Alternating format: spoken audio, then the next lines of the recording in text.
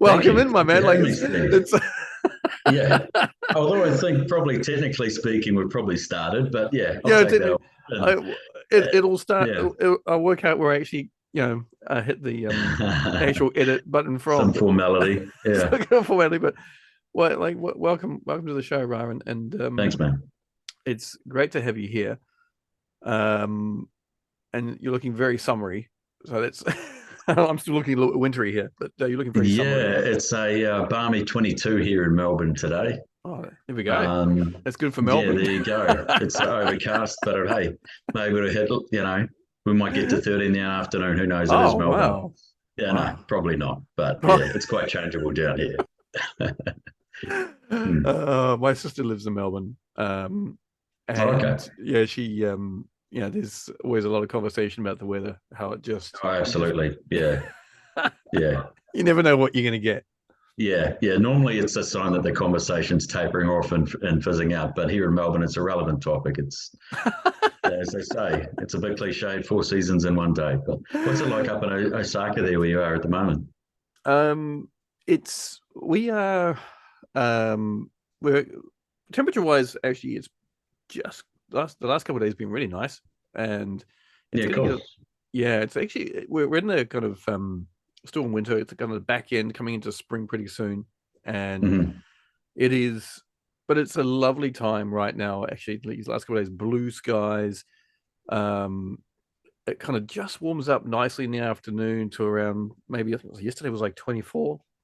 Hmm. Um, and it was just like, oh my god, just the mood changes. Nice. That's ideal. Yeah, Yeah. it is nice, and we'll be into spring, and then we'll have our rainy season, and then it will be into summer, which will just be blazing hot, humidity like crazy, living for aircon. Um, and Yeah. then we have Wow. the typhoons come in, and so. Yeah. But one thing that actually I do like about it, the weather here, is that it's genuinely you know what you're going to get. Yeah. Okay. Genuinely, Yeah. like um, being brought up, I was raised in New Zealand for like 20 years. Is that you just don't know what you're going to get. It's a bit like It's a Melbourne. bit like that. Were you in Auckland? I was in Auckland, yeah. Yeah. Well, there you go. Yeah. It was a You, bit like that in you Auckland. just Yeah. don't know. It can be Yeah. like, Yeah. you've got rain in the morning, and then it will be just all of a sudden it will change. It'll be nice and hot, and then the clouds will roll in, and you'll have a Yeah. thunderstorm, and then it will. You just four seasons in one day. The classic Absolutely. Yeah. crowd It's a bit house like that. song. Yeah. Yes, you got it. Classic Kiwi group. Yeah. Yep. Not Australian. For those Australians who are listening, it's a Kiwi band. Okay, so Oh, yes. There's always that debate. Yeah. we won't go there. We won't go there. Hmm. But right, you are as we alluded to there. You are from New Zealand, and you have moved over to Australia. You've Yep. relocated, and you have a wonderful family. Can you just tell us about your family for us and give us a bit of an insight as to? Absolutely. So my part of the time and myself moved here about 11 years ago, maybe 12. And, we're just together. But in that time, since we've been here in Melbourne, we've married and, of course, had two kids, hence the connection here with yourself. And yeah, it's been great. It's been a good move. We initially moved for work. We're both employed, but I think looking for a change, I was actually kind of against the move. I didn't really want to leave Auckland, but I guess it's been an experience in and of itself. And I probably wouldn't change things in that regard. And yeah, we've essentially been here since. So we after a few years we got married here, and we've had our two boys, as I say. So I've got two boys, Wyatt, excuse me, aged 8, and Cole is aged 6. Wyatt and Cole. And That's right. Cole, yeah, Wyatt and Cole, Okay. and 8 and 6, and yeah, it's been great. I mean, obviously, it's not without its challenges, but overall, I think it was a good move for us as a couple, and certainly as a family, it's a great place to. When you look at all the aspects of life, your living conditions and um, employment opportunities, and look, I think cost of living has probably gone up across the board worldwide. I would imagine it certainly has back home. I was back in New Zealand recently. It's gone up quite a bit. It's gone up here, but I guess that's par for the course, and none of us are immune to that. But look, overall, it's been a good experience. Still get pangs of homesickness on the odd occasion. Not so much after the most recent visit back to New Zealand, because I think I might have mentioned we had. I just sort of narrowly escaped the effects of the cyclone where I was staying at my mother's place on the East Coast there in Hawke's Bay. But it's a good place, certainly a good place to raise a family. Yeah. What you with your two boys, Wyatt 8, Cole is 6. Mm-hmm. They both boys. Well, let's talk about Wyatt first, because he was obviously the first one on the scene there. And so can you kind of give us a bit of a outline as to Wyatt and his kind of about him and his kind of diagnosis? Absolutely. Wyatt's 8. His diagnosis, it's interesting. So we both been working parents. We had both boys, and of course we're starting with Wyatt as the first child. We had him into early childhood care, like daycare, relatively early, because we're both, unfortunately, as we're talking economics, it's not the 50s anymore. Generally, both parents are working in some capacity. And so we had him into daycare fairly early, and essentially from the what they call the baby's room. And then when he reached toddlerhood, I want to say around the age of perhaps 4, around 4 going 5 perhaps, or even earlier, 3 to 4 perhaps, sorry. Memory's a little hazy. The center, it gets like that, right? It does. A lot going on in these first few years. But so the center director, she's lovely at the facility where both boys went. She picked up on a few things, and I guess if we're to in today's climate, and as I was discussing earlier, as I mentioned earlier, there's a lot more awareness around these things. We can probably get into that a bit later on, and the pros and cons of that side of things. But certainly for Sally there, this lady who picked up on some of the things she noticed in Wyatt's behaviour, and she brought it to our attention. We sought the services of what was back then called Early Childhood Intervention Services, so ECIS. They were essentially subsumed when NDIS was created, and the workers within that organisation were then essentially, I think, either went into private practice or, because I think that was essentially a government organisation. And we had a diagnosis undertaken through a psychologist, which is part of the process. And the diagnosis was done in conjunction with a pediatrician and also a speech pathologist. So taking it back a step, I guess, Sally Ann noticed in Wyatt, I guess, some of the more stereotypical things you hear about kids with autism. So, a tendency to be quite singular in his focus on specific aspects of his playing experience. So he'd always gravitate towards cars. Now that in and of itself isn't unusual for a kid, especially a boy, but it was at the expense of a lot of other experiences that he could have had in his play space during the day. I think the second thing she mentioned was his tendency to sort of order things. And again, it's another stereotypical thing that when you hear about autistic people, particularly young children, perhaps, is they have this desire for structure and order in their day and their behaviours and play. And so we we're connected through to ECIS. Again, this is just not long before the creation of NDIS. And within that organization, we had access to a psychologist and a occupational therapist. And they come in essentially, and we, through government funding, we received some sessions with them, both parent-only sessions and observational sessions and interactive sessions with Wyatt, to essentially get a bead on A, what's going on here, and B, once they were fairly confident that he met the criteria of being diagnosed with autism in some regard, what to do about it. Right, I want to talk about that because Sure. I think those kind of points, those times in our lives, and for a lot of dads, when that's where the journey and the transition from living in a world of the poem which I refer to as so many times with the Welcome to Holland. I don't know if you're familiar with that poem or not. No.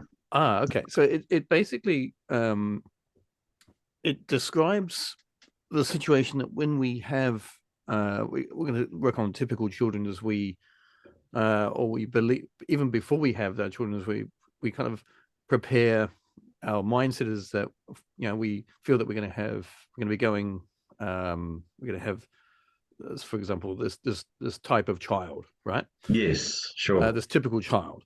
Yep. And that the Welcome to Holland poem talks about as if it's like a holiday that you're planning for. Yep.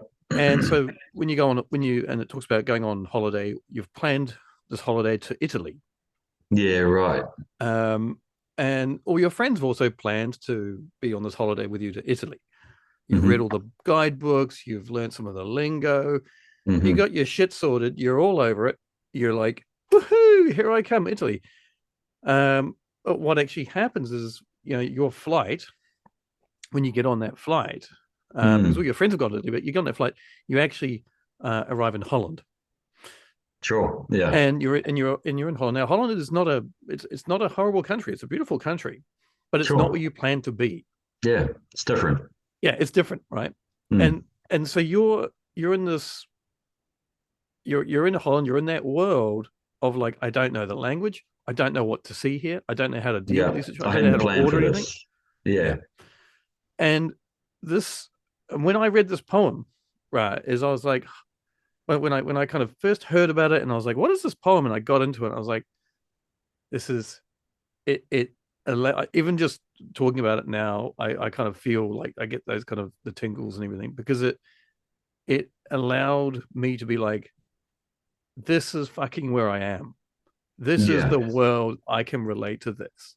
And it is like one of the first few things that allowed me to be like, okay, I can start to the process for me of like accepting the world that I was living in. And it does it in such a great way. Like it just because it doesn't talk about it in like the cold hard reality. It talks about it as a trip, because that's a fantastic way. And I if someone's listening, is to type into the internet, into Google, because type into the internet, just go into Google, whatever. That's Mr. Google. Mr. Google, there it is. Yeah. Welcome to Holland poem, and it's all there. there. Checking it out. No, you brought it up. Yeah. Yeah.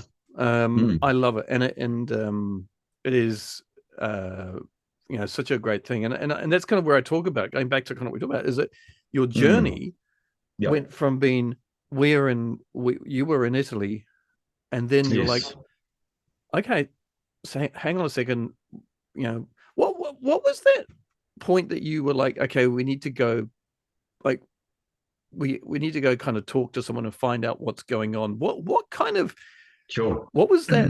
What happened there? Can you talk about that like Absolutely. decision to do that? Yeah. So that's a great analogy, by the way, that Welcome to Holland, and I will be checking that out. That sounds really cool. Look, so I guess around the time that the centre director at the early childhood centre brought to our attention these things, we'd also had, as part of the early years development here, you have semi-regular visits with a community health nurse to track the development of your child. They give you this, back then it was a little green book, and when they're younger, you visit them on a more regular basis. I think the last visit is around age of 5 or something like that. And I had a meeting, one of the last meetings I had when Wyatt was around this age, with the community health nurse. And something happened while I had him there, and he was averse to something, whether it was something cold, or it was a sensory thing. And again, this can be kind of a stereotypical thing with a lot of kids on the spectrum. They can have sensory triggers for them. And he reacted in quite an adverse way. And I said to him, and I said to the community health nurse, I said to her, "Oh, he's doing that often, he's just having a tantrum." She said, "No," because it was quite severe. She said, "No, it's actually a meltdown." And when she used that term, and she kind of gave me a breakdown as to the difference between what you would class as a, your prototypical kid in the, supermarket, thrashing his arms and legs or whatever because he didn't get the candy bar that mum or dad wouldn't give him. And she classed that as a tantrum, and the extreme behavior that Wyatt was exhibiting in that time, and the fact that he had mentally shut down and he had essentially cut off any potential for communication or whatever in that point in time from the outside world, with i.e. a caring help or a parent. And he was essentially in another space for all intents and purposes. And his reaction was, it was off the charts compared with what we would class as, say, getting into a bit of a cold shower or something like that. You might sort of step back or react to that. But, in his mind, it was like a trigger, and it set him off. And he was essentially, at that time, he was actually prone to self-harm, and he would almost get on the ground and start to sort of smash his head on the ground. And from our point of view, it was at full force,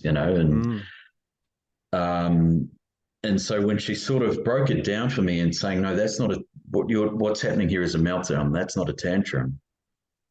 And I think essentially she was alluding to, without saying it in clear words, was, you might want to get this investigated further. So I guess coupling that experience with the observation from the daycare centre, we were then put in touch with this organisation. But it was, I guess, an answer to your question in terms of what that experience was like for me. It's hard to say. I think at the time, if I'm to be honest, I didn't fully acknowledge or understand the actual implications of what the diagnosis might be. And not so much the diagnosis, but what his legitimate condition might mean for him in his life moving forward. And I guess that speaks to, for more, a tendency of myself in terms of how I go about operating a daily life, is just sort of just rolling up my sleeves and getting on with things. That proper realization in terms of fully acknowledging what it actually would mean for him in his life didn't come till much later on. No, I can appreciate that, because I think that's probably maybe a similar experience to a lot of dads, is because you're just like, oh, okay, right, I don't quite know, like they're telling you these things, but you're like, I don't quite get what this is, but it's something.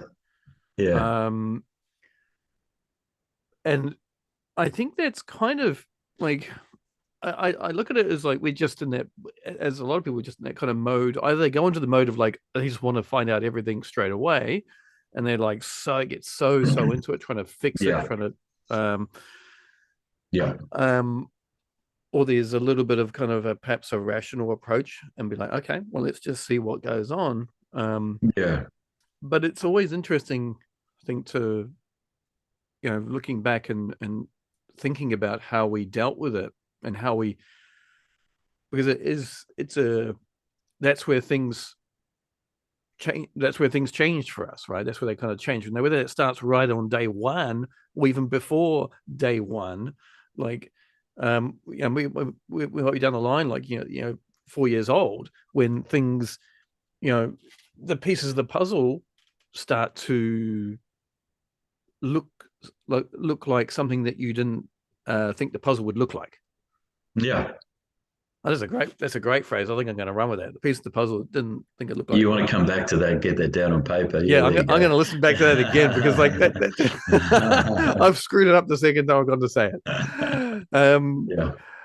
But it's and that those are really real things. And it's, as dads, right? It's a we just have a we process the stuff differently. I feel to mums too, that than mums. So okay, so let's go. Let's kind of see that started the kind of diagnosis, the ball rolling, and then it started to kind of understand a little bit more about kind of Wyatt and how he was, and and then obviously a couple of years later, you're like, number two comes along, which is Cole. Cole comes along. Yeah.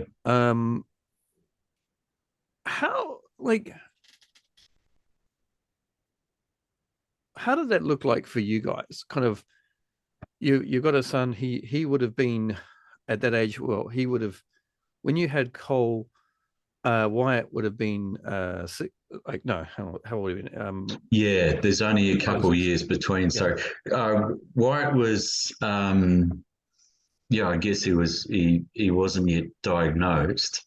And he was still, yeah. So being only a couple of years between, so that's right. So but yeah, I mean, it's good you mentioned that, because certainly, and actually even going back a half step, I think what you're saying is generally right in that us men tend to process things, generally speaking, quite differently. And you might imagine, and look, again, take it for what it is, social media, but I'm on sort of some social media pages where, there are other parents with having a shared experience. So, autism page, family member pages and so forth, parent pages.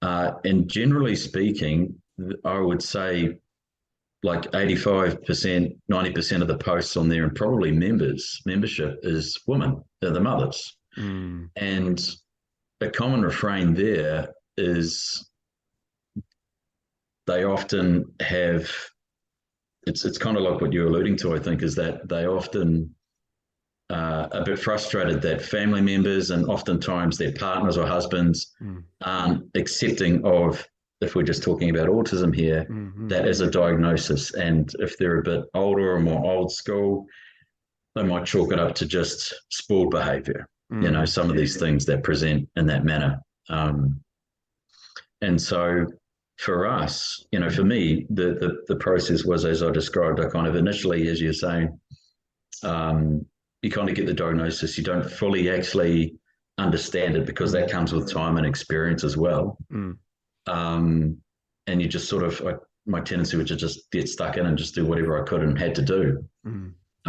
Whereas with my wife, I think her experience of it, and I can't speak fully for her, she's not here, but was not typical of the female or the mother experience that I was just describing. So for her, I think there was some realization, but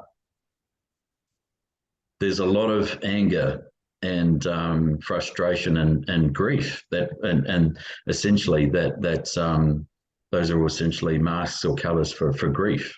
And the grief in that for her was this this realization that, as you were saying, that her child wasn't going to get the life that she expected, and not necessarily selfishly so, she wasn't going to get the life that she was expecting as a parent of a neurotypical mother. So Yeah, there was some differences there, I think. Mm.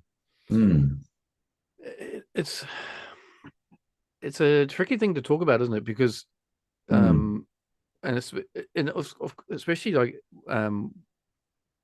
it's always difficult to kind of talk about how our partners, how they have what their journey has been, how they felt, things like that, and it's very, very tricky. But of course, what we can talk about relatively clearly is kind of how we have kind of been able that's to true. process that, right? And that's always Mm, um, something which I always have to remind myself to come back to, because I'm just like, um, I just want if I can be honest with how I how I was and how I am, then that is just it's a great thing to be. It's a the best place I can be at.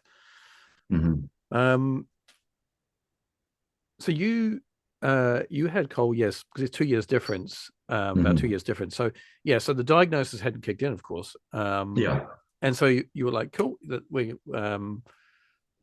you were on that uh, still on that roadway of going. We're in Italy. That's good. That's fan. that's Um, right. Yeah, and so here we go. Boom! There it is. Number two out. Of course, it's all happy days and all those kind of things. And then when when did the diagnosis for Cole come in, and how did that look? Because mm, did that look different from Wyatt's one? absolutely. With Cole, it come in comparatively later. If we're Mm, talking about when White got his diagnosis, and some of these indicators that were there for Wyatt certainly weren't there for Cole. And I think this speaks to the fact that there are diagnoses and they can help, practitioners and people and teachers understand what a lot of what might be going on for that individual. mm, But it's not a panacea to explaining absolutely every aspect of that person. They're still their own person. And I know this mm. sounds obvious to say, but sometimes we need reminders. And for Cole, it come in later. So Cole was, I would say, he was his symptoms were very different than Wyatt's. So he earlier years was a bit more social. He was okay. He was able to engage in steady play in one type of play or task for a greater amount of time, and he wasn't diagnosed until I want to say his last year at the early learning centre, so in kindergarten, essentially the year before school. Right. Um, Okay. and so, So and he would have been again, what? just different How kids. Yeah, how old would he he would was have been? he was I want to say about 4.5. Yeah. Okay. Yeah. Yeah. Yeah. Mm. And how did for you? Um. Well, can I ask what made you go and get that second diagnosis for your second son? Because again, Yeah, that would have sure. you would have that would have been a different experience, but also been like, It okay, was. like this is happening again. Yeah, it was hard. Because as I say, he was diagnosed, or certain behaviours were noticed much later than compared Mm, with his older brother. And so, in a way, we thought, okay, um, there was always this tendency to say to Cole, okay, and explain openly to both kids why might they be experiencing the world a bit differently because of X, Y, Z, as plainly and simply as you can, in the hopes that you're speaking to a really young kid here, mm, that he might pick up on some concept and understand why some of his brother's behaviour is a bit different. And then, while simultaneously this was also going on for him, but again, there were um, very different aspects of his behaviour and so forth that were affected. So it was um, it was challenging to say the least, because we thought Wyatt has the autism diagnosis. Cole, hopefully life will be easy for him because he doesn't. And then, of course, that gets flipped on its head. So it's hard. Mm. How did you deal with that, man? How did you as a dad?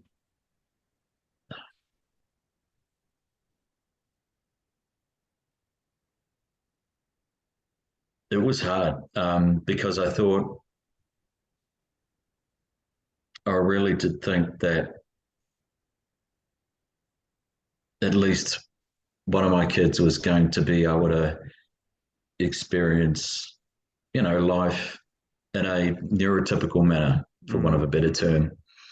Uh, and so that was actually really hard. And yet at the same time, I think that other aspect I was talking about earlier kicked in. Like, okay, we just need to get on with it and roll up our sleeves and do the best we can by both these kids. Treat them as individuals. Yes, they've got identical diagnoses, and there's the and might not have mentioned, but the ADHD diagnoses as well, and they're often correlated, the two conditions. There's like a comorbidity there often with you'll see with kids with autism, and but again, the symptoms are very different for each kid. But it was hard. And how did you kind of get through it, and how do you get through it? Because that is like I get like it's I can see you're trying to think like how do I put this shit into like into absolutely, words? man. How do I verbalize? How do I articulate it and do it justice without sort of like, look, I'm conscious of the fact that it's challenging, and I'm sure you'll attest to this too, mate. But there's also a hell of a lot of good in there too. And of course, I know that we're not just focusing on these aspects to be, a Debbie Downer. It's just about confronting and acknowledging the reality of the situation. That is right? exactly right. Exactly. I'm so glad you've said that, because I think it's it is acknowledging it and being able to acknowledge it and be like, okay, this is how it is, right? This is how and this is what it was. And maybe I haven't dealt with shit the right way. Like I just took it all on and just trundled along my way with the like from the diagnosis right on day one. And then I had all the operations that he had, which was traumatic as shit. Like, I'm sure. And then with acceptance of it, so pile these all on, and I just threw myself into work, especially from from the latter half when they were like 5 or 6. Is that I had just launched myself into work, opened up another school, because it was I kind of look back and I can say it because it's fucking me. Like, I was escaping the reality of it.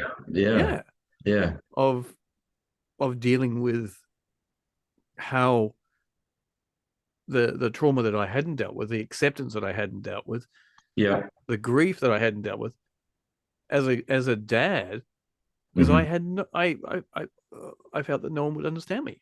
No one would get me.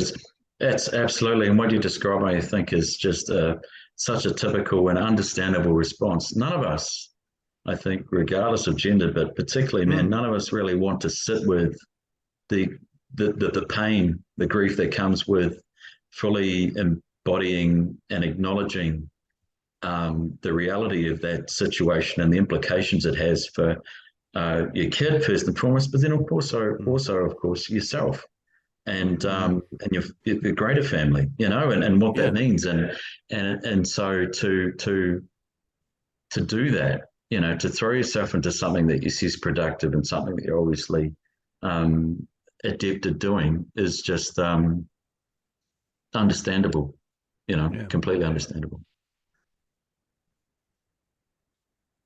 So both the boys, Wyatt and Cole, they've got the ASD diagnosis and the ADHD diagnosis as well. And that is there. How having these two wonderful boys in your life that have changed your life, the direction of how of your life. I'm going to make an assumption in that sense in that way. Maybe I might be wrong. I get it. Please correct me on that. How has having these boys, how has that changed you as a dad, as a man who walks this earth? Like, how is that having these guys in your life? How has that changed you from how you how you were? That's a great question, and I think it's an important one for any parent to reflect on. I think for sure, it's been for the better. It's in terms of expectations, that aspect we've been talking about earlier.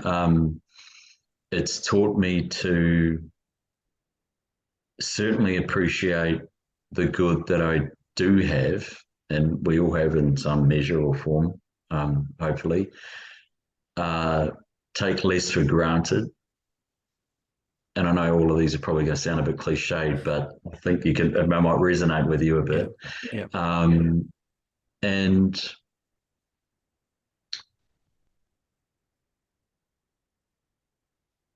yeah, it's instilled in me this ability to be adaptable, I think, first and foremost. It might sound a bit clinical, but that extends to the way, not just the way I plan a day or a trip or an activity, but in the way I interact with them. And going back to that expectations thing, it's about trying to be present more and appreciate the good times when they do come along, and be more flexible when inevitably the challenges do come along also. Not to be so rigid. What is that present kind of being present, being in the moment? I like being in the moment. What does that look like for you? Like, how does that play out? Because it's something which I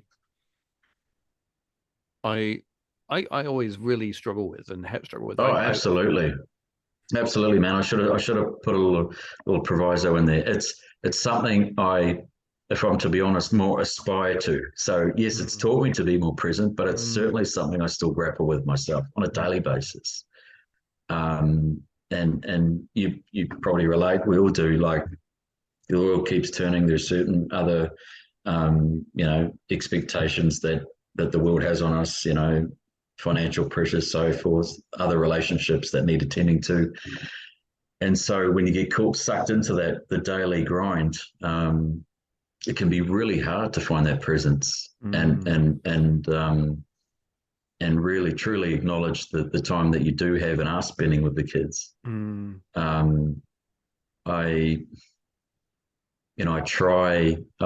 I have been doing stuff like meditation for a while.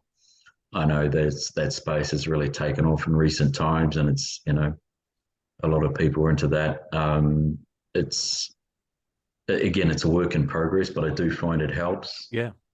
That's good. Yeah. That's actually something that I've started to try and do, and I don't do it on a regular basis, but it is because there's different ways of kind of doing it, of course, and different. It's so many ways of doing it, and it is. I think it again, just kind of just allows us to, instead of racing down a highway. I heard this once before. I don't know who I heard it from, but it's like when you do that meditation, is you go from like blasting down the highway to turning off and going down a small little country road, just ambling down and fields on each side.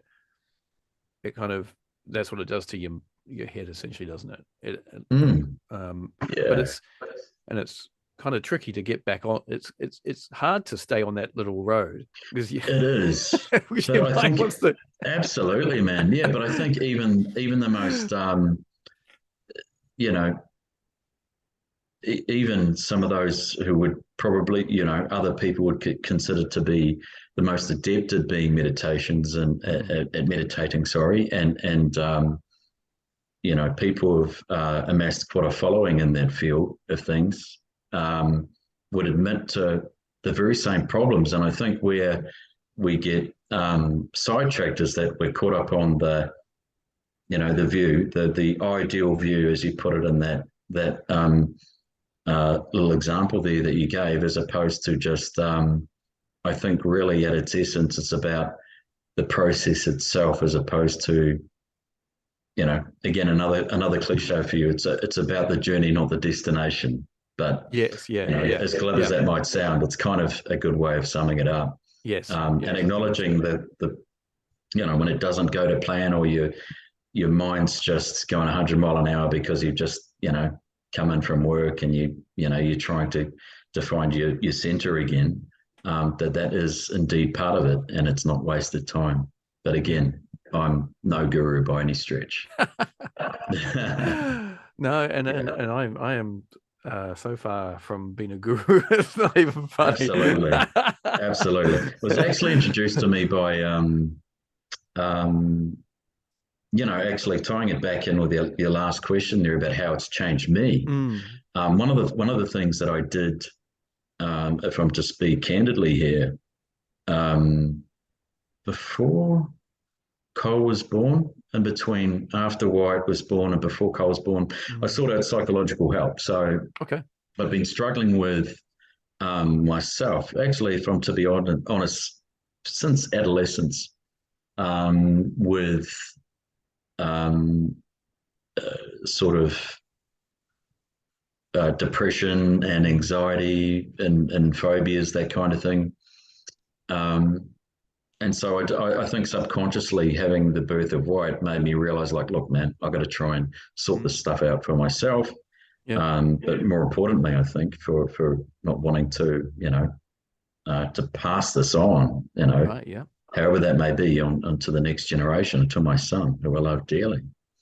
And so I sought out that help, and I learned about some of these things, such as you might call it meditation or mindfulness. The other thing would be, I'd say, gratitude, which is what I said in not so many words, I guess.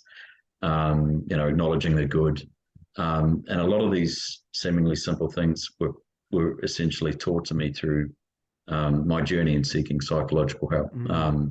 I was lucky here in Melbourne. There's a plethora of psychologists. I don't know if it's as widely practiced there in the East, or if it's there's more stigma. There's still certainly stigma here. That's a whole another conversation about this country. I'm sure. It is. I'm sure. Yeah. It's got a freaking long way to go, this country, man. It's still here too. Yeah. I mean, even with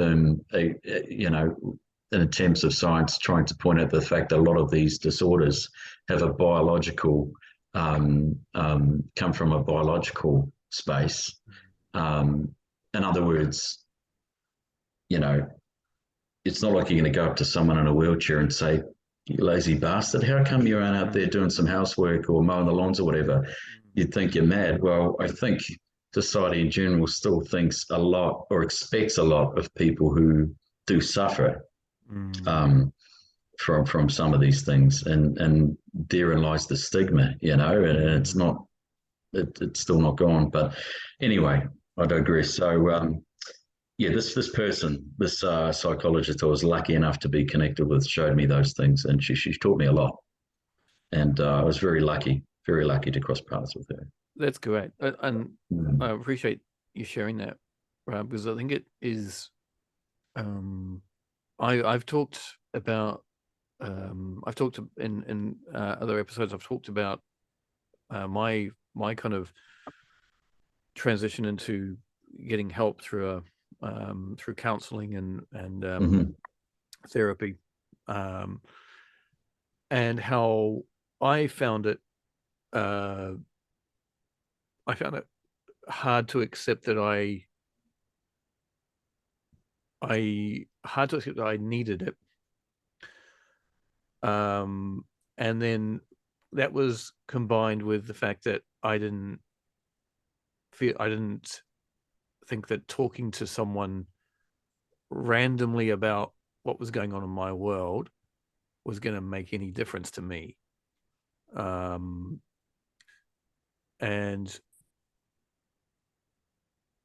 And I think that was, I wonder that again, that's my story. I wonder, like, from your to for you to kind of be like, I need to go and see someone. I think that's to realize that you need help is like one of the biggest steps that anyone can make, especially as men. I think men, we Oh, are absolutely.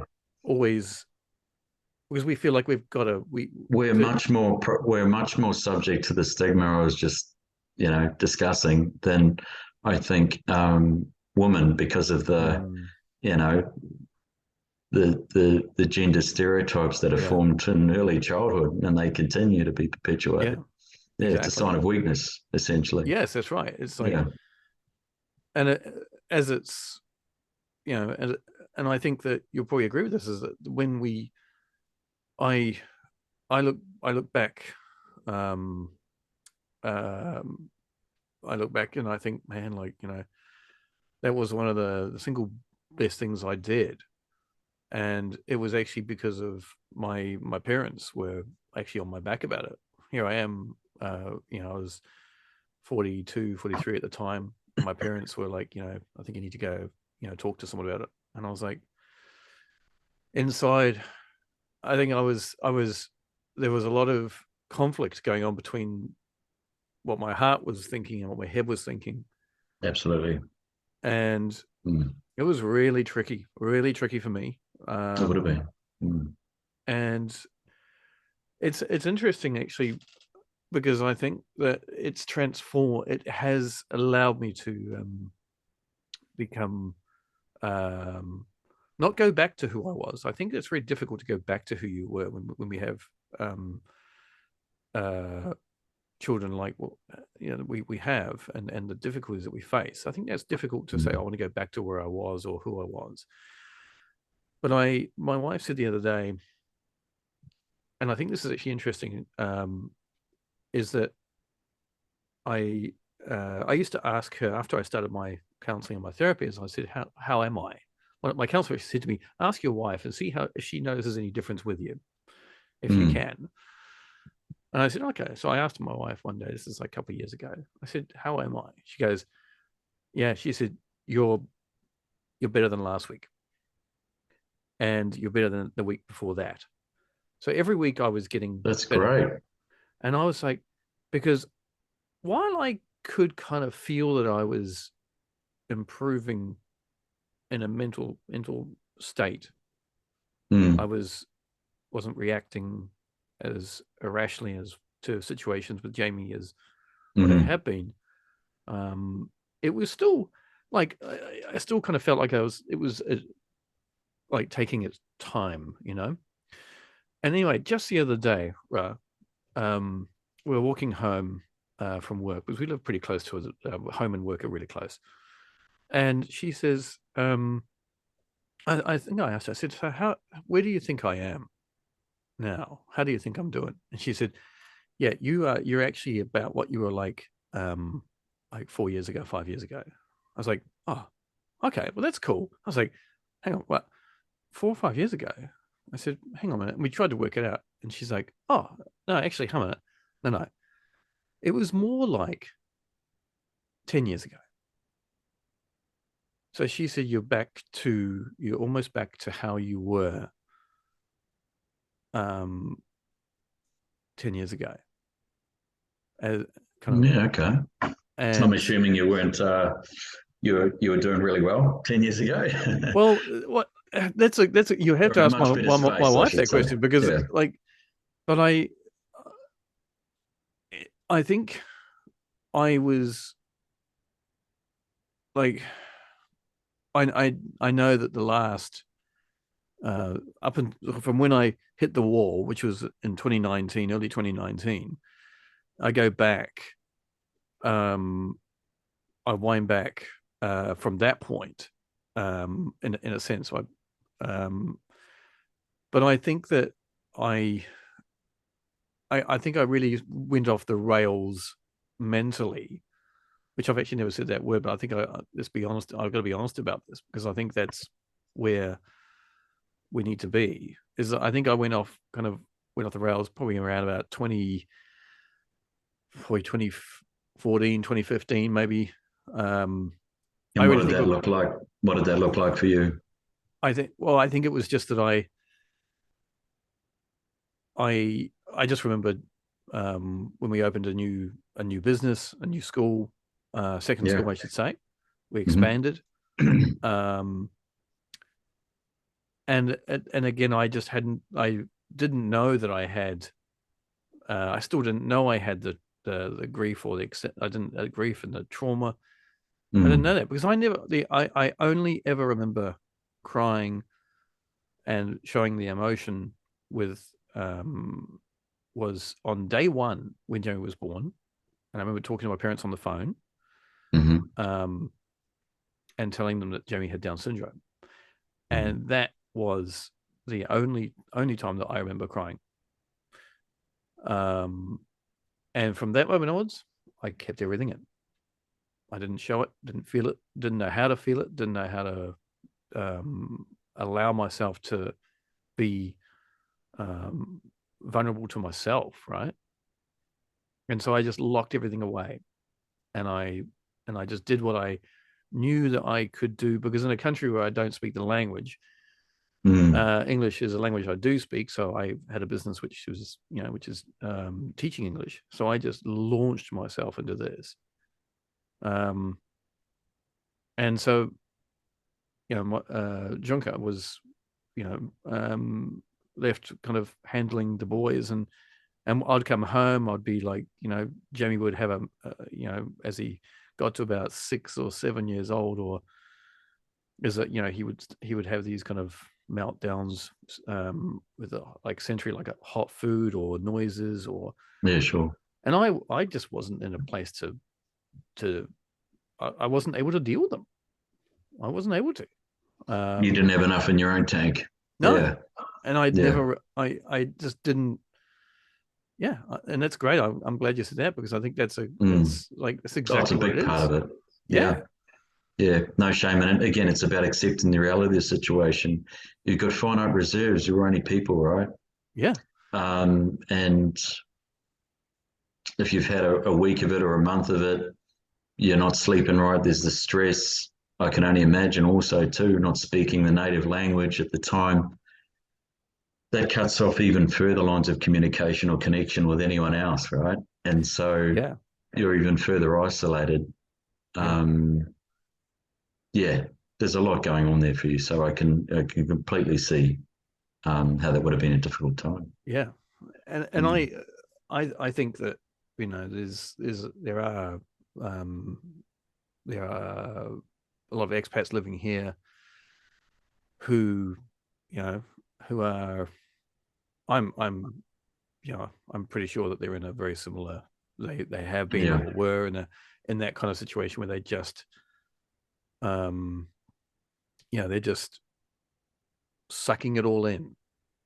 And because Mm-hmm. there's the help I got help through um a company called BetterHelp, which is an Oh yeah, online. I've seen them online services. Yeah, Yep. that's good. Well, that's one good thing about the advent of and connectedness, right, by the Yeah. internet. Yeah. Oh, absolutely. And Mm. it um and I I recommend that it doesn't have to be something that people can have to continuously use. I Oh, think that's like sometimes it's people think, oh, I'm going to have to keep on using this for eternity. No, that's not the case. You only need to do it for um, as long as you feel you need to. Then you can take a break, and I've done that. absolutely. You know, Yeah. but it is really um, it's really important. but it's taking that step, Ra, isn't it? It's taking that step Mm. to be like, Oh yeah. and that's a And that massive step step. can come, that's taking that step is often put off much longer than you would otherwise have done it if it weren't for the fact that there were triggers. So, for Mm, example, you just laid out really well what it was for you, and with Jamie coming along, and then and things not, not getting the trip to Italy that mm, you'd planned on, yeah. and and then the added stress of the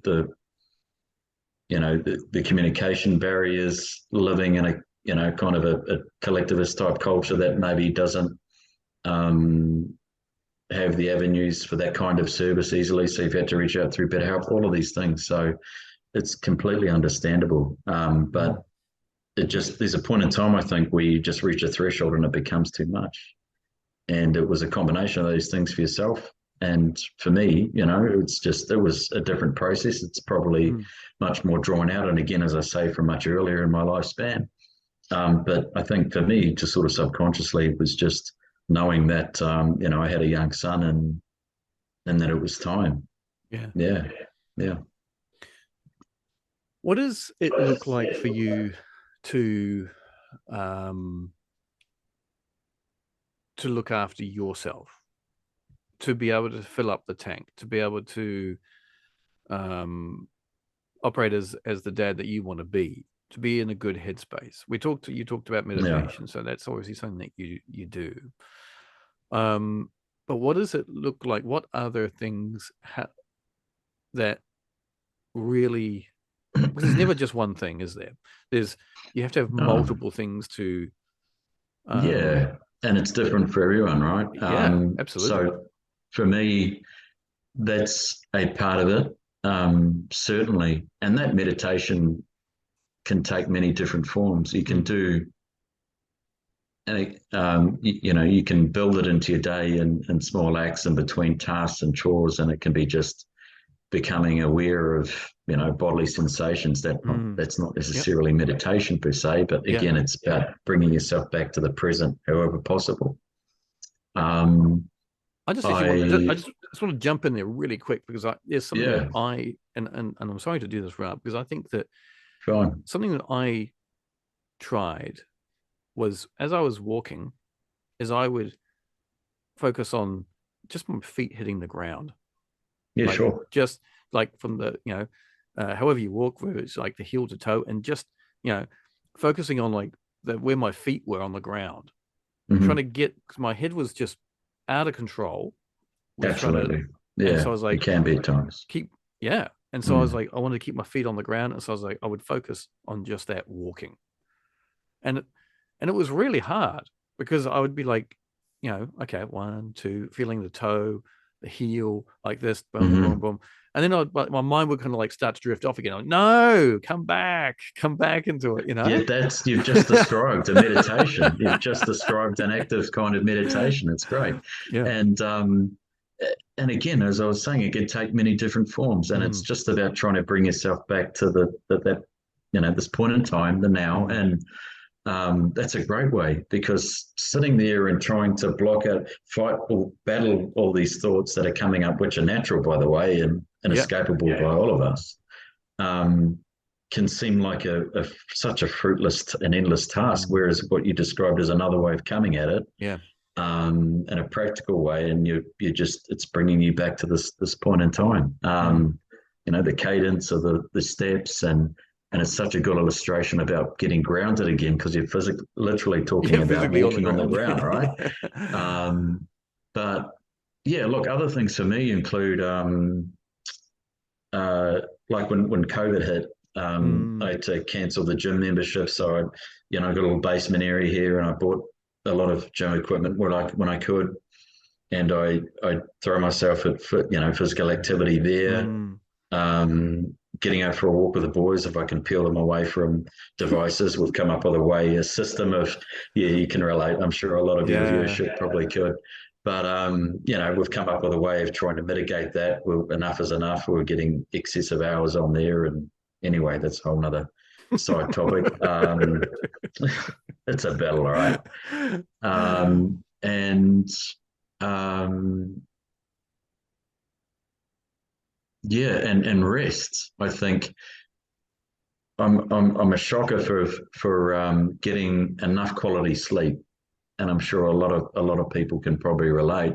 Mm, But really, just trying to make that more of a priority because I can see certainly moving forward, we've all got a full plate and agenda, yeah, but it's about ensuring that all of these things in combination are are certainly a good way of filling up my tank. And also, I've discovered sort of later in life, an interest in learning. So mm, I, through my exposure to this particular psychologist, I was, I guess, inspired to take up studies in psychology myself. So right, I've just started my third year through an online learning institution here, Bachelor of right, Psychological Sciences. So straight after this, while the kids are out with a support worker, which we were lucky enough to get through the NDIS for a yeah, couple more hours, yeah, I'll be throwing myself into the books and learning fantastic. that.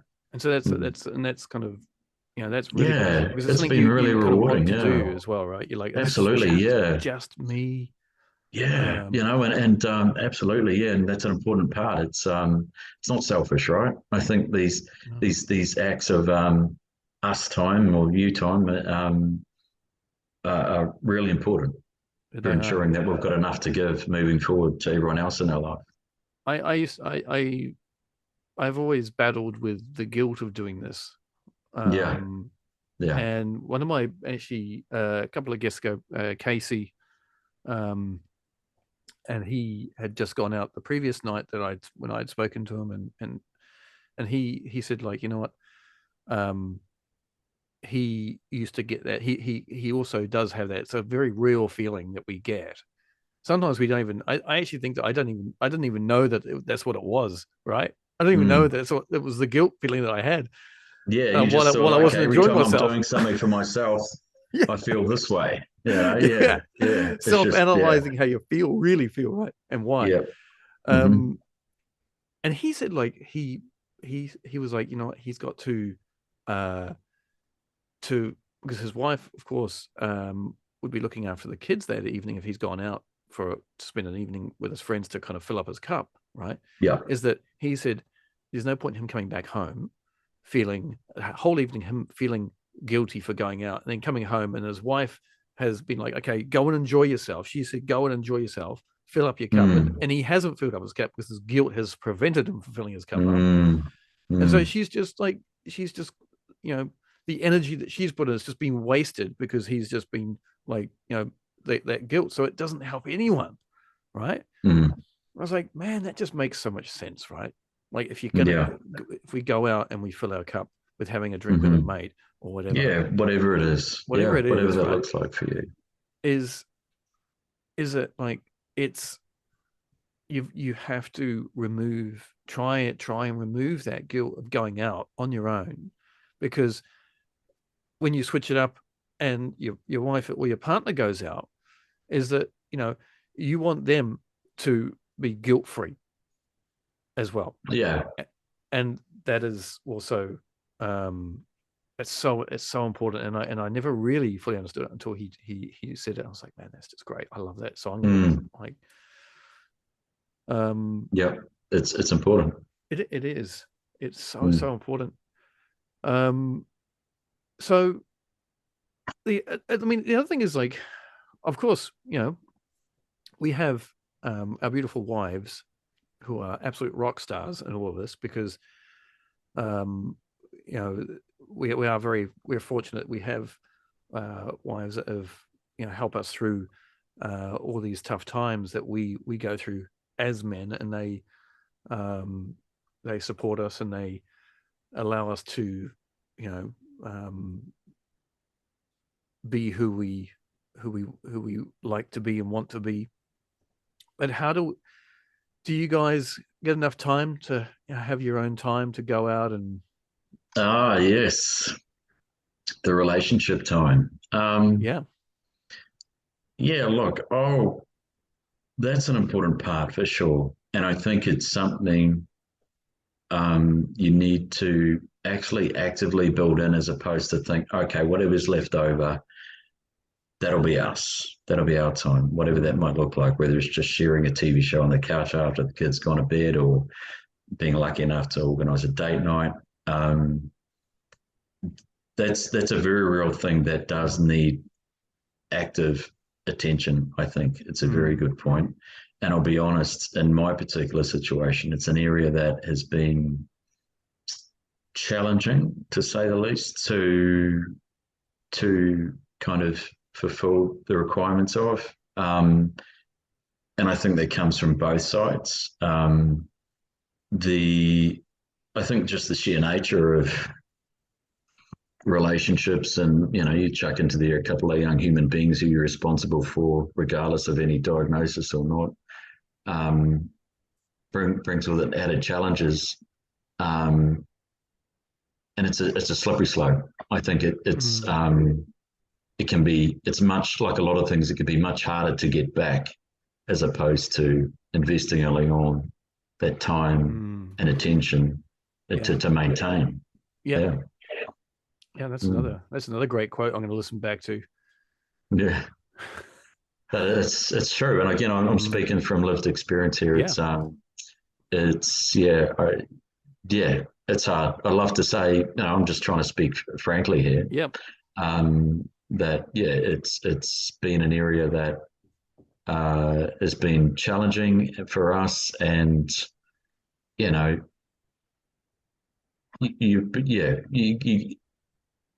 at risk of getting into dangerous territory if things aren't addressed early on. Let's just say that. But but certainly for everyone else in your listenership, and that I would strongly recommend that that's a part that part of your life that you give attention to. Yeah. When was the last time you and your wife went out and had a lunch or a dinner, or like? Well, we were lucky enough. She's back in New Zealand actually, just for a little while, visiting family. But we were lucky enough, I want to say about 3 weeks ago.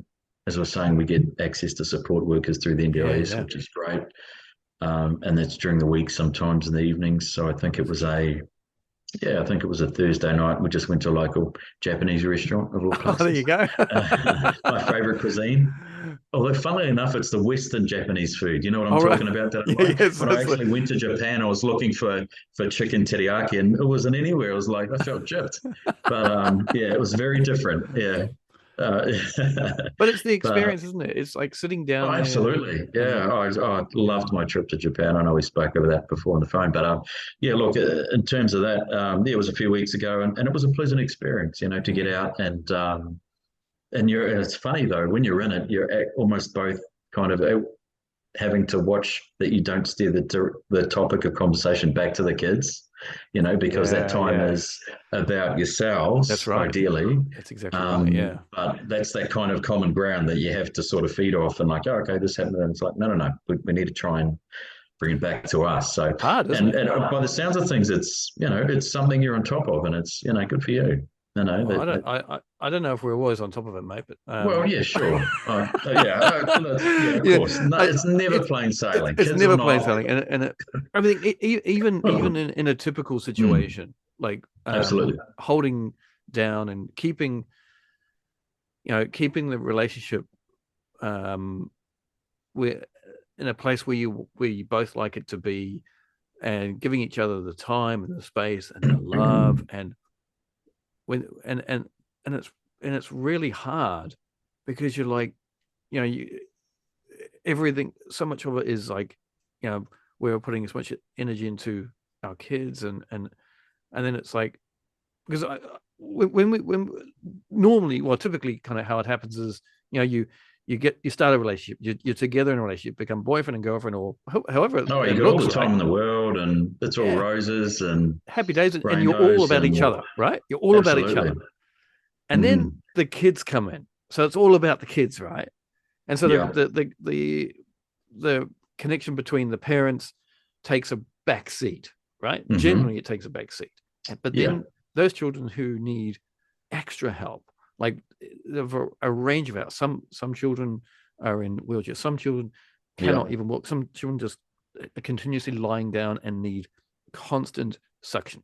right? So Mm-hmm. it is ridiculously tricky for everyone in all these situations, and I don't like comparing situations because it's just Mm. like going to very dangerous territory. That's not what it is. It's about trying as hard as we can to make the relationship that we're in as parents work, and keeping it going and being a human to us, and trying to not I think it's really difficult to go back to how you were pre-kids. It's almost impossible, right? Yeah, in some ways, I think that's probably a fool's goal because, Mm, um, as they say, what change is the only constant, right? And yeah. that's nowhere more true than in the situation you just described, with all of Mm, these things going on within the space of, between mm, all these people, these new people entering that yeah. space, creation of this family. It's there's so much going on, but I think you can certainly realistically try and hope and should Mm, try and retain certain aspects of that relationship moving yeah. forward and build upon that. And the Yep. relationship between the two of you ideally will evolve into something um, different, but good different. You Yeah. know, it's and as needs must because you're now responsible, as you say, for these tiny humans. But Yeah. yeah, it's certainly a journey fraught with many pitfalls and Mm, distractions and yeah, but it's an important thing to pay attention to for sure. for real. Mm. Um. Okay. It's What was okay? What was something that kind of with the kids, something that made you laugh recently? Some a situation that you like, something happened and it was just like, oh my god, that's just so funny. Like that's just like the funniest stuff that's gonna gone. Anything that kind of springs to mind? Yeah, there's quite a few actually.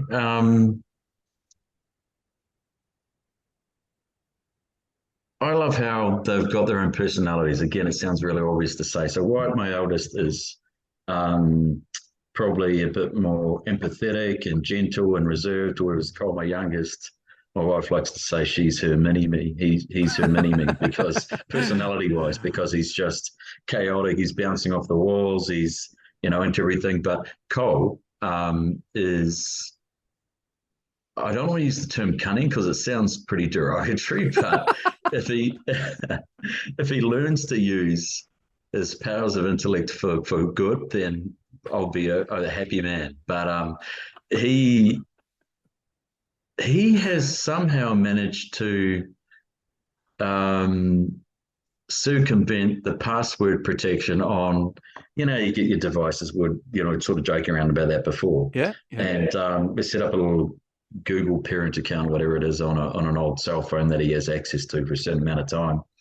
But this little bugger has somehow managed to, I don't want to use the term hack, but he's managed to somehow Uh, get around the password protection. So and the thing with this Google parent control mm, is that it'll send a notification, text, or email to the parent account. So I'll be sitting at work.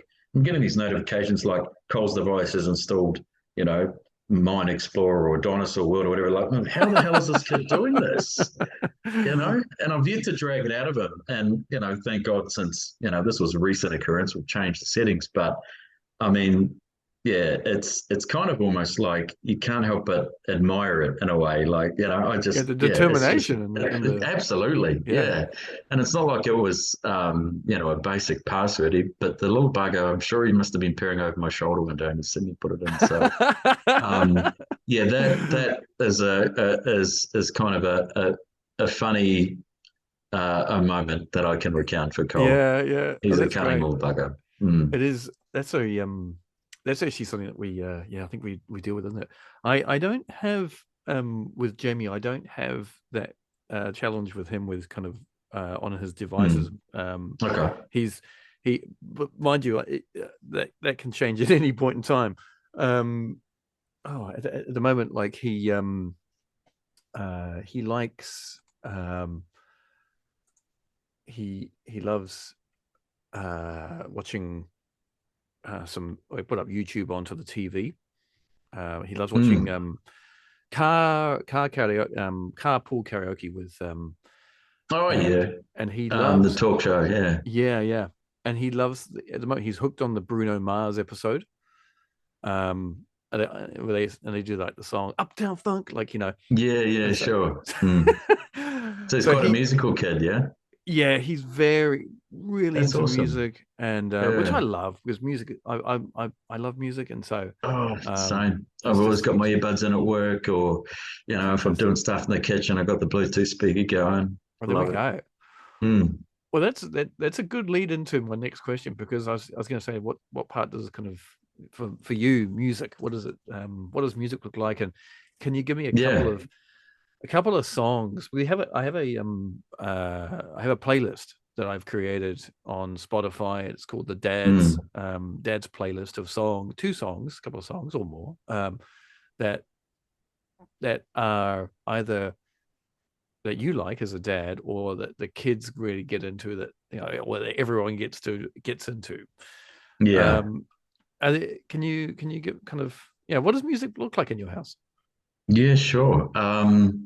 So I would say if we're just talking the kids, Cole's probably the more musically inclined than Wyatt. Wyatt can take it or leave it.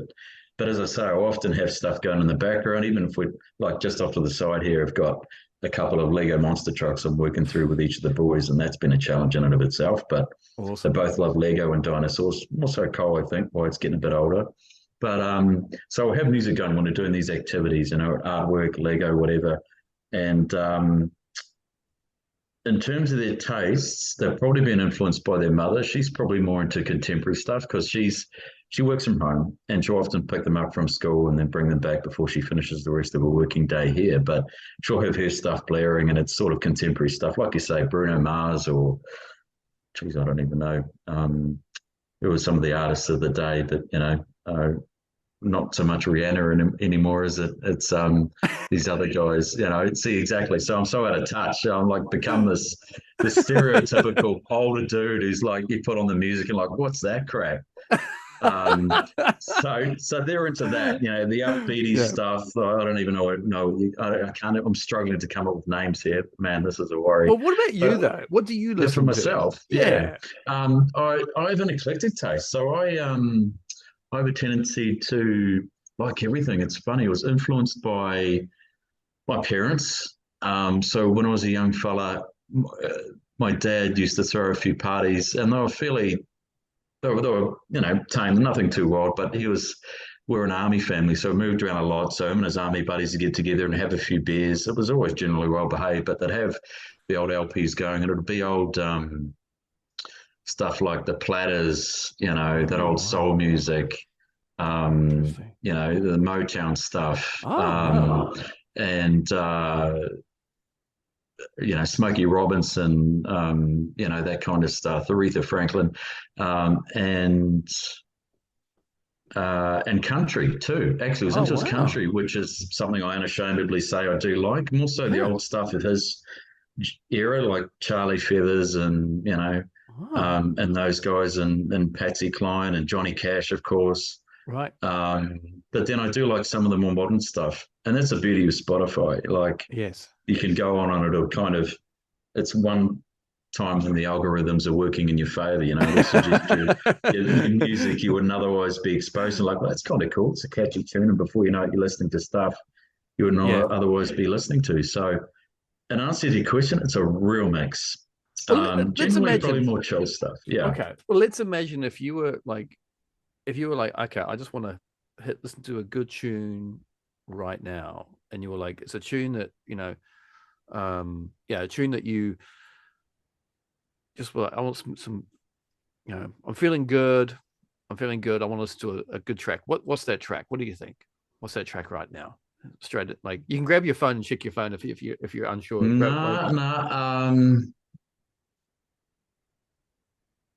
I think we have a tendency to relive some of our youth through music. I know I do.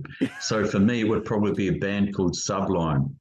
Oh, And there was a Sublime. band, Sublime, yeah, back in the Yep. 90s when I was sort of, early 20s, whatever. Yep. living life and loving it all. I used to thrash that album when it came out. Which album was it? Um, 40 Ounces to Freedom, I think. But there's a track there called Doing Time, and I just Okay. loved it. I just love the feel of it, and it's been remade a couple of times. I think Lana Del Rey done a pretty good cover. But Right. whenever if that song ever pops up on Spotify, I'll just crank it. I love it. All right. Mm. Let's just do something on the fly here. Oops, that's not how you spell sublime. You heard of the group? I They're have like actually. I have. yeah, a 90s punk, ska, reggae type group. Here we Yeah. go.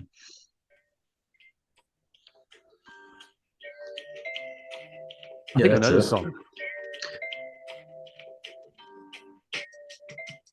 I think that Here we riff go. was off an old musical, Porgy and Bess or something like that. Summertime. Yeah, that's the song. Yeah, Mm, love that's it. cool, man. Doing time. I like that. Okay, one more. Mm. One more. I'm gonna put that on there. One more. Oh, that's the extent of my knowledge on the fly. Oh, what am I? Okay, let's go for something a bit more. I don't know. Mm, Neil Young, Heart of Gold. Okay. Heart of Gold. Okay. Alrighty. Wow. Yeah, you must because I'm 45. We must be around the same kind of like Yeah, I'm a 76 model, so I might have a year oh on you, yeah. I think. Yeah, Mm, okay. I love that. yeah, 76 model. I haven't heard that one for a that's while. a That's a great one. it's a nice way of putting it, right? Yeah, we're classics, man. Yeah, yeah. Yeah. Yeah, I'm an 80s fan though. I Oh, okay. Yeah, I I'm love the I'm 80s too, man. I'm Yeah. big into the 80s. The 70s not so much, but the Yeah. 80s I am just oh my Yeah. goodness me. Well, when you think about it though, growing up, that was probably the time in our lives when we're most optimistic. We're young, you don't I have a love it. care in the Yeah. world, Yep. all your needs are being met. That just makes and I love the 80s for the very same reason. Like my wife had her 40th recently and the theme was 80s. Oh, So I just wow. put a 80s playlist and I've got like, 6 hours worth of music on there, Madonna or Michael Fantastic. Jackson and, Good Level on you. 42, all those guys. Yeah. Awesome. Awesome. Mm. Mate, okay, we're going to finish up with one another maybe one last question here, which it can lead into other things. But what would you, if you could give me 3 or 4 words that describe your life as Wyatt and Cole's dad? Yeah. I would say blessed, fulfilled, and proud. Mm, Yeah. Those are the 3 words I'd choose. awesome. Mm. That's cool. That's really cool. Mm. Wow. Right. It has been great, and I thank you for being open and honest. And because Thank it's you. Thanks for having me. been really good, man. And I Likewise, know that man. Mm. everyone's going to really enjoy it. They're going to they'll take away things from what you've said and your experiences, and yeah, there's so much there. And there's a couple of quotes which I'm going to listen back and kind of pick them up, even the one that I said as well, which I can't remember now. Do it, man. Yeah. Um, Get it down before you forget. You know what exactly. it's like, guys our age. Yeah. Yeah. I actually started on my notes. I've a couple of quotes.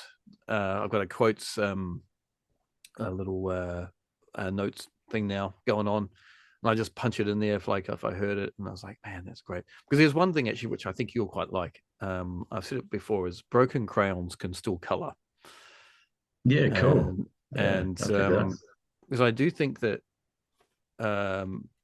we sometimes feel that when we as dads we if we get to a point where we are so broken, which I through depression or various other things, mental illnesses or like that, is that we sometimes it's hard to even think about kind of what's going to happen the next day or the next moment, things like that. But I think that it makes us so much stronger. I am now, I believe I'm kind of mentally able to kind of work through more now than what I was, 5 or 6 years ago. Mm-hmm. From with the changes that I've made and the things that I've actually done, I've actioned myself, because it's all on me. It's 100% on me. And I just think, like, yeah, even though I was broken, I can still color. I can still bring color Absolutely. into my Yeah. world, into my kids' world. And because I think, we sometimes think that once we're broken, we can't do shit. Like what are we gonna do? How are we gonna bring life Yeah, you're color right. to the world? There's a tendency to be so hard on ourselves, and a lot of that's tied to these expectations, and things aren't getting done the way we might have thought they could or should be done. Yeah. We tend to come down on ourselves, and that's natural, I think, within most of us. And this act of trying to turn it around and bring back some self awareness and, dare I say, self acceptance Oh, of yourself absolutely. as you say, the broken crown, sorry, analogy you gave is a really good way of just saying that simply. And it's so true in that, yeah, things aren't the way you might have planned or this and that, but there's still so much that we can and do. Yeah. And for ourselves and our kids. And we need to acknowledge that sometimes, really let that sink in. Yeah. Yeah.